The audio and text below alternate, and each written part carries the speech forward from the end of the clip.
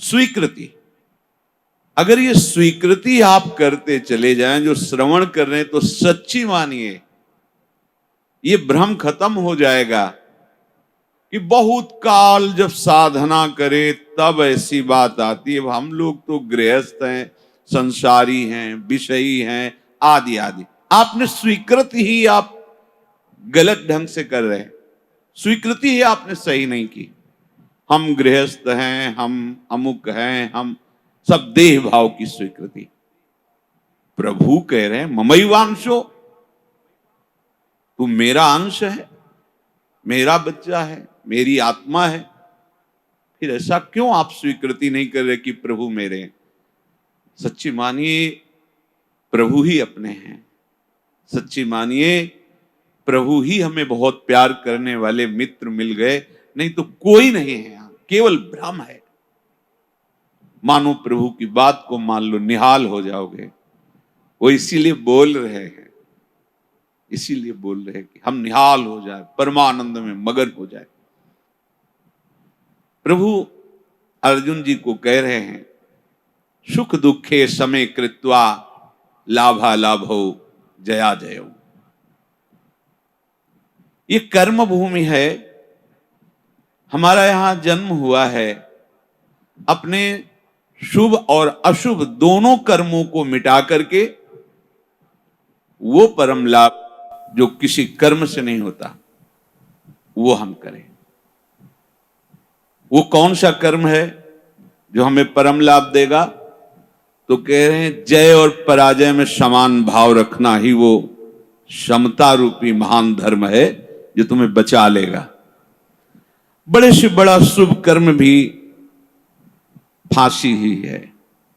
चाहे सोने की जंजीर से फांसी लगाओ और चाहे रस्सी से फांसी लगाओ, मरोगे तो है ही। ऐसे शुभ कर्म भी फांसी ही है। लोक लोकांतर में भटकना होता है, विश्राम नहीं होता। और अशुभ कर्म तो है ही, कहना क्या है उसको। हर शरीरधारी से ये दो प्रकार की क्रियाएं होती ही हैं। कहीं ना कहीं शुभ कर्म होता है, कहीं ना कहीं अशुभ कर्म। कोई ऐसा नहीं है जो इन दोनों कर्मों से युक्त ना हो। बड़े बड़े ज्ञानी जनों के शरीर के द्वारा भी ये दो क्रियाएं हो जाती हैं, पर वो अपने को अलग कर चुके हैं। वो अपने स्वरूप में स्थित हैं, कर्ता भाव रहित हैं, इसलिए न शुभ उनका स्पर्श करता है, न अशुभ स्पर्श करता है। वो जान के कोई क्रिया नहीं कर रहे, संकल्प करके क्रिया नहीं कर रहे, स्वाभाविक हो रही। अब उसमें कुछ भी ऐसी घटना घट जाती है तो उसके वो करता नहीं है। इसीलिए कहा गया है कि जो आत्मज्ञानी महापुरुष है, अगर उसके द्वारा बड़े से बड़ा शुभ कर्म हो जाए तो कोई उसका पुण्य फल नहीं होता, और बड़े से बड़ा कोई पाप कर्म बन जाए तो उसका कोई अपराध नहीं होता, क्योंकि कर्ता भाव से रहित है। ये सबकी समझ में नहीं आएगा, ये आगे की बातें हैं जहां अहंकार समर्पित हो जाता है। कैसे नहीं उसको अपराध लगेगा? उसके शरीर के द्वारा हो रहा है। तो जैसे हमारे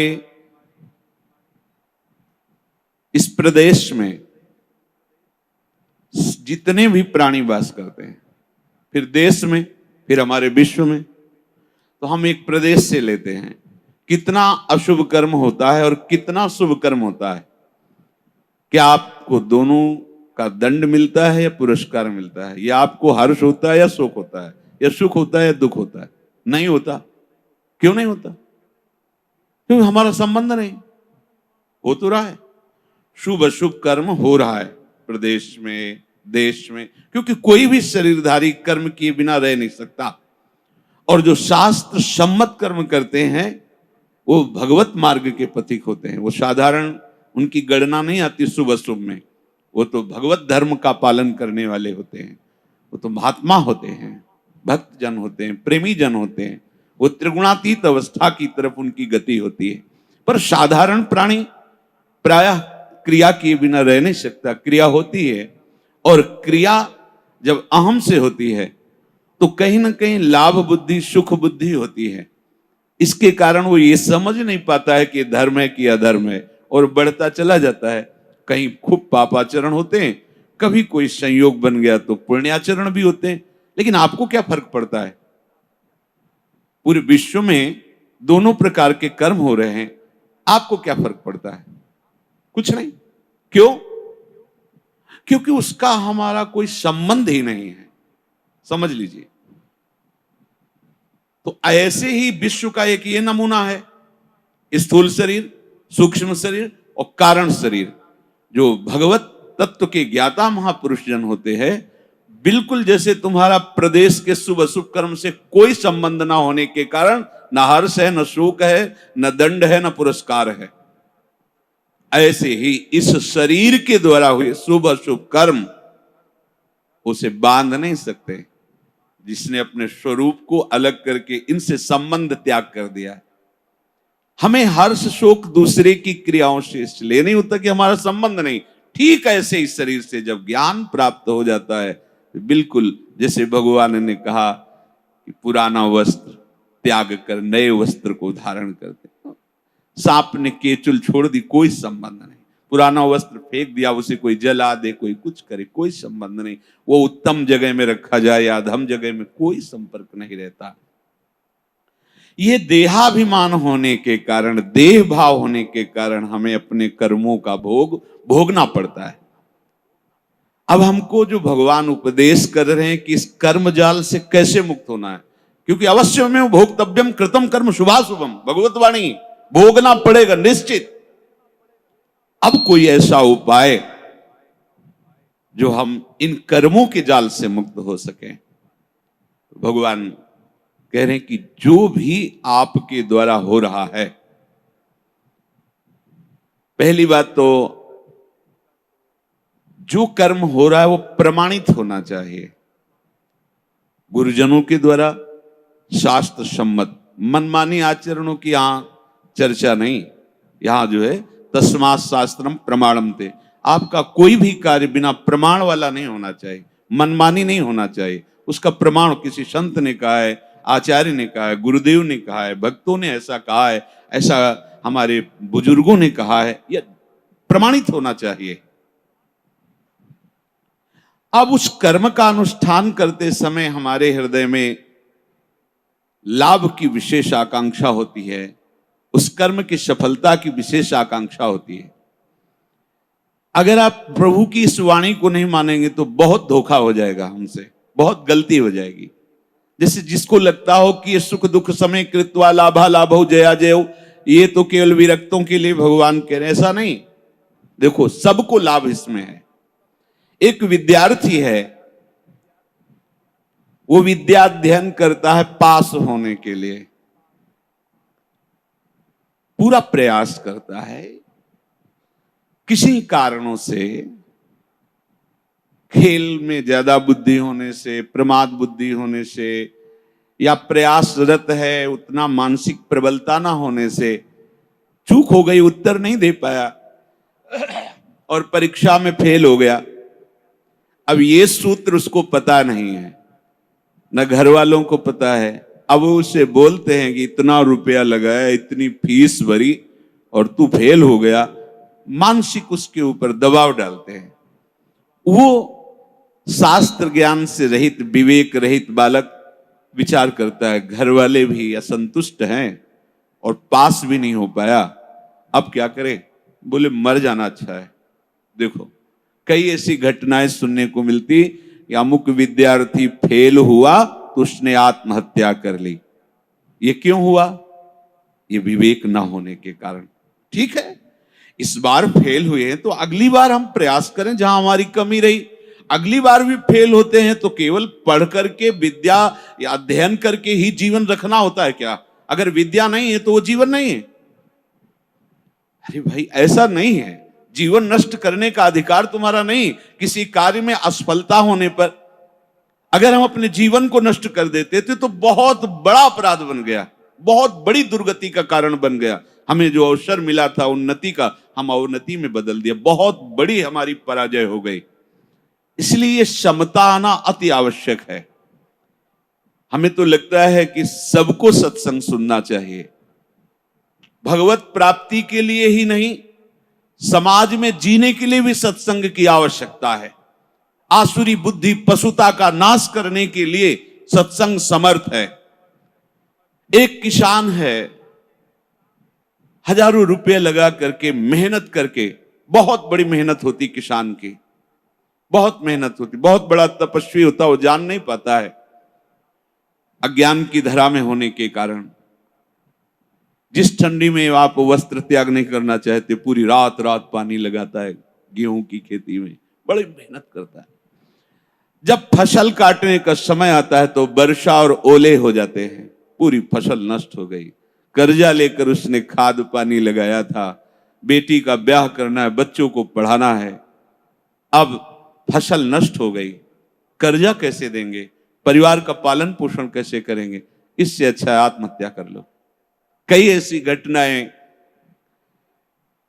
हम जिस कार्य में चलते हैं असफलता मिलती है तो हमको एक ही उपाय दिखाई देता है कि हम अपने को नष्ट कर लें। भारी मूर्खता। ये जो प्रभु उपदेश कर रहे, सबके मंगल के लिए उपदेश कर रहे हैं। छोटी छोटी बातें व्यवहार की। हमारा ब्याह हुआ, हमारी भावना में जो पत्नी थी वैसी नहीं मिली। अब हम जो सफलता चाहते थे इस क्रिया में, उस सफलता, अब द्वेष शुरू, विषमता आ गई। कैसे कैसे पापाचरण होने लगते हैं, कैसे कैसे पीछे कितनी ऐसी घटनाएं सुनने को मिल। राक्षसी बुद्धि। ये केवल बैरागियों के लिए, विरक्तों के लिए, संतों के लिए प्रवचन होता है, ऐसी बात नहीं। ये सत्संग ऐसी मति बना देगा कि आप समाज में रहते हुए भी बड़े आनंद पूर्वक सबको आनंद प्रदान करने वाले बन जाएंगे। ये जो जय और पराजय का, लाभ और हानि का, सुख और दुख का हमारे ऊपर प्रभाव पड़ता है, जब तक हम नाम जप करके अपनी बुद्धि को पवित्र करके समता में नहीं लाएंगे, तब तक बात बनने वाली नहीं। जगह जगह आप देखो, जगह जगह जहां कोई हारता है तहां वो निराशा अपने ऊपर ले आता है। हारना जीत का एक संकेत है। ऐसा मत समझो कि हारना पतन का संकेत है, नहीं। जो उत्साह संपन्न है, जो विवेकवान है, वो देखते हैं कि मैं कहां से हारा, कौन सा वो बिंदु है जहां मैंने चूक कर गया। विवेकवान तुरंत उसे संभालते हैं, आगे चलते हैं। फिर हार होती तो फिर हमें आगे बढ़ना है, ना कि हमें शरीर नष्ट कर देना है, ना कि हमें इतना चिंतन बिगाड़ लेना कि डिप्रेशन में पहुंच जाए। हर परिस्थिति हमारे कर्म के अनुसार रची गई है। अब हमको संभालना होगा, उस कर्म के प्रवाह में बहकर हमें नष्ट नहीं होना है। इसीलिए भगवान यहां के ततो युद्धाय युज्यस्व। तुम अपने कर्तव्य कर्म करने के लिए कमर कस के खड़े हो, उत्साह संपन्न बनो, तुम्हें बिल्कुल पाप नहीं लगेगा। नैवम पाप मवाप्स्यसि। बस तुम एक काम कर लो, जय पराजय में समान भाव लाओ।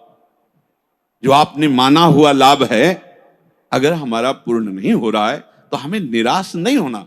इस बार हमारा व्यापार सफल नहीं हुआ, इस बार अध्ययन हमारा ठीक नहीं हुआ, इस बार कृषि में हमें कमजोरी, अन्न की प्राप्ति नहीं हो पाई, हमारी खेती कमजोर हो गई, कुछ भी, कहीं भी, कैसे भी निराश नहीं होना। रात है तो दिन आएगा, आप धैर्य रखिए, प्रकाश होगा। अंधकार में उबिए नहीं और प्रकाश में फूलिए नहीं। अभिमान मत कीजिए, अंधकार आने वाला है। इसलिए सम, भगवान कह रहे समय कृत्वा, ये बहुत बड़ी विद्या है। अगर कोई कहे निकुंज में जाने के लिए इसकी क्या आवश्यकता है, तो कृपा प्रकरण में पढ़कर देखिए, तीसरे दोहे में, शत्रु मित्र समझानी सम, मान मान अपमान सम, दुख सुख लाभ नहानी। यह जो कृपा, वही प्रभु कह रहे, सुख दुखे समय कृत्वा लाभा लाभ हो जया जय हो। इसको धारण कीजिए। छोटी छोटी सी अनुकूलता में बाधा पड़ने पर हम दुखी हो जाते हैं, हम विक्षिप्त होने लगते हैं, हम बहुत बड़े लाभ का त्याग कर देते। छोटी सी मनोनुकूल वृत्ति के विरोध होने पर, जबकि वो महामंगल विधान है, आपको समझ में नहीं आ रहा, आप इतने असंतुष्ट हो जाते हैं, इतने हार जाते हैं, इतने निराश हो जाते हैं कि परम लाभ का मार्ग ही छोड़ दिया। और ये जरूरी है, जरूरी है। जैसे ये उपदेश जब होते हैं तो प्रश्न भी होते हैं कि कब तक सहें, कब तक सहें? जब तक भगवत प्राप्ति नहीं हो जाती, जब तक भगवत साक्षात्कार नहीं हो जाता, तब तक आप सहो। सहत सहत बाढ़े भगति। इसका परिणाम क्या होगा? हम तो बड़ा दुख सह रहे हैं, अपमान सह रहे हैं, विषमता सह रहे हैं, इसका परिणाम क्या होगा? भगवान कह रहे बिल्कुल निश्चिंत रहो, महाभय से तुम्हारी रक्षा निश्चित यही कर लेगा। समता, किसी के आशीर्वाद की जरूरत नहीं है। ऐसा ते विहिता सांख्ये बुद्धिर्योगे त्विमां शृणु बुद्ध्या युक्तो यया पार्थ कर्म बंधम प्रहास्यसि संतुष्टायेन केनवा। ये कला सीखनी पड़ेगी, ये कला स्वीकृति करनी पड़ेगी, नहीं आप आगे परमार्थ में नहीं बढ़ पाएंगे। हर तरह से अपने को प्रसन्न रखने की चेष्टा रखो, विवेक के द्वारा, किसी वस्तु व्यक्ति स्थान के द्वारा प्रसन्न करने की नहीं, आंतरिक विवेक के द्वारा, बाह्य कोई साधन नहीं। इसके लिए कैसी भी परिस्थिति हो, यदि आपने प्रभु को स्वीकार किया है तो आप प्रसन्न रह सकते हो, क्योंकि हमारे प्रभु विद्या के समुद्र हैं, ज्ञान के समुद्र हैं, प्रेम के समुद्र हैं, ईश्वर के। क्या चाहिए? बिना पढ़े समस्त विद्या प्रकाशित हो जाती है। ब्रह्मा जी किस स्कूल में गए थे? चारों वेद स्वतः स्फुरित हो रहे। किसके संकल्प से? भगवान के संकल्प से। समस्त सृष्टि की जितनी भी कलाएं हैं सब ब्रह्मा जी से तो प्रकट हुई हैं। कहां सीखा ब्रह्मा जी ने? प्रभु के संकल्प से। वही तुम्हारे भी हृदय में संकल्प जागृत हो जाएगा। मूकम करोति वाचालम पंगुम लंघयते गिरिम यत् कृपा तमहम वंदे परमानंद माधवम। आज मेरे पास अमुक अव्यवस्था है, कल ऐसा हो सकता है कि तुम भारी से भारी सृष्टि की व्यवस्था करने वाले बन जाओ, क्योंकि तुम्हारा स्वामी अनंत ईश्वर संपन्न है। इस बात को लेकर के वो इस समता को धारण कर सकता है। अगर इतने बड़े प्रभु का सहारा नहीं है, फिर सहेगा किससे? ये सहने की सामर्थ्य सिर्फ हरि के चरणारविंद के आश्रय से आती, भरोसे से आती। ठीक है, आज हमारा मन ठीक नहीं है, लेकिन जिस दिन मन चोर देखेंगे ना, उस दिन निहाल हो जाएंगे। ठीक है, आज हमारी ऐसी परिस्थिति, जिस दिन वो देखेंगे ना, हम निहाल हो जाएंगे। देखो ना, कई कई दिन केवल तुलसी दल का भोग लगता है, लेकिन ना अन्य आश्रय है, ना अन्य भरोसा है श्री सुदामा जी को, है केवल कृष्ण प्यारे का। और वो भी कुछ लेने के लिए भरोसा नहीं, केवल विशुद्ध प्यार है। तो जैसी द्वारिकापुरी वैसी सुदामापुरी खड़ी कर दी। संतोष अगर किसी को हो सकता है तो प्रभु को लेकर के होगा। ध्यान रखना, अगर प्रभु का आशा भरोसा नहीं तो आप नहीं। क्या आप पास होते चले गए और भगवत भरोसा नहीं है? माना कोई बहुत बढ़िया नौकरी मिल गई और आपके आचरण भ्रष्ट हैं, तो क्या आप शांत हो जाएंगे? क्या आपका हृदय शीतल रहेगा? क्या आपका मन प्रसन्न रहेगा? नहीं। नाना प्रकार की भोग सामग्रियां और सम्राट पद, दुनिया का ऐश्वर्य मिल जाए, पर हरि चरणों से संबंध नहीं है तो विश्राम नहीं मिल सकता। तब लगी कुशल न जीव कहूं, सपने हूं मन विश्राम, जब लगी भजत न राम को, शोक धाम तज काम। इसलिए ये सूत्र हृदय में धारण ही करो कि तुम्हें सहना है। सहनशील ही समता को धारण कर सकता है। कभी अपमान की परिस्थिति हो सकती, कभी मान की परिस्थिति हो, कभी सुख की, कभी दुख की, कभी लाभ की, कभी हानि की। अगर हमारे हृदय में भगवद आश्रय और नाम जब चल रहा है तो बड़ी से बड़ी हानि में भी आपको शोक नहीं होगा, दुख नहीं होगा। बात समझ लीजिए। अपने को पता है कि मेरे प्रभु के चरणों को महालक्ष्मी सहलाती रहती है। हमारे पास वस्त्र भी नहीं, भोजन भी नहीं, वास भी नहीं है, पर मुझे पता है मेरा मालिक कैसा है। अपार ऐश्वर्य का स्वामी है। जिस दिन नजर हुई निहाल हो जाएंगे। दूसरे की तरफ वो ताकता नहीं। उस परिस्थिति में भी, ये हम सकामी भक्ति की बात कर रहे हैं, उस परिस्थिति में भी वो मस्त रहता है। जिस दिन मालिक की नजर हो जाएगी, निहाल हो जाएगी। अगर प्रभु का भरोसा नहीं है तो ये कोई भी बात धारण नहीं होगी, क्योंकि संसार के प्रवाह में तुम बहते चले जाओगे, टिकने के लिए तो कुछ होना चाहिए ना। तो ये गोरे चरणारविंद ऐसे हैं हमारे आराध्य देव के, कि इनका भरोसा लोगे तो निहाल हो जाओगे। निश्चित हर कदम आपका विश्वास प्रबल होता चला जाएगा। कैसे तुम्हें बताएं, लोगों को लगता है कि जितनी सांसारिक चेष्टाएं हैं, अगर ऐसा नहीं होगा तो ऐसा नहीं हो सकता। आप सच्ची समझो, केवल उनकी मुस्कुराहट से अनंत ब्रह्मांडों को रचने वाली माया प्रकट हुई, किसी दूसरे का सहयोग नहीं है। सच्ची वालों, वो क्या नहीं कर सकते।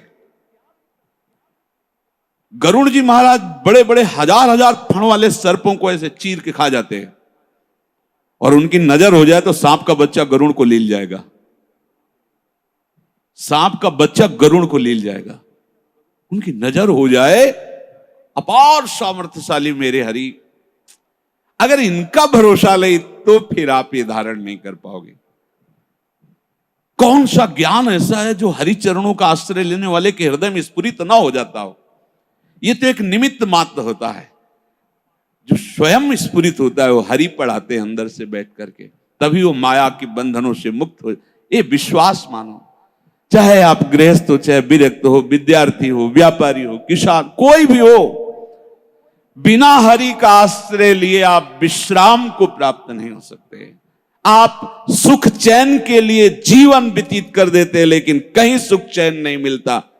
आप हरि आश्रित हो जाओ, क्या चाहिए, निहाल हो जाओगे, निहाल हो जाओगे। जैसे कहते अब कृत्य कृत्य भयो, निहाल हो जाओगे। आज तक कोई ऐसा उदाहरण नहीं हुआ कि प्रभु का आश्रय लिया हो और वो ये विचार करके कहे कि धोखा हो गया, हमारा जीवन व्यर्थ चला गया। ऐसा नहीं, आज तक नहीं।